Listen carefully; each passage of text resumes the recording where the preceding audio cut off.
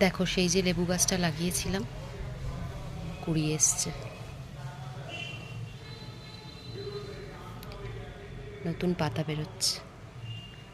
আর এই লেবুটা গাছেই ছিল, মানে এটা থাকাকালীনই আমি কিনেছিলাম। এখন দেখা যাক, এই যে ছোট ছোট অনেক পাতা আসছে, এখন দেখা যাক। প্রবল বর্ষার হাত থেকে তো খানিকটা বাঁচিয়ে নিয়েছি। কতটা এই গাছগুলোকে, মানে এই গাছটাকে স্পেশালি, গাছগুলো বললাম তার কারণও আছে, দেখাচ্ছি। তো কতটা এই গাছটাকে আমি বাঁচাতে পারি দেখা যাক। এবার দেখো আর কি কিনেছিলাম। এই একটা জবা লাগিয়েছিলাম, একেও অনেক কষ্টে বাঁচানোর চেষ্টা চলছে। আর এই যে দোপাটিগুলো লাগিয়েছি, একটা দুটো তিনটে চারটে টবে, গাছ অনেকগুলো আছে, বাট ছোট ছোট টবে লাগিয়েছিলাম। আজকে এগুলোকে বড় টবে শিফট করার ইচ্ছে আছে।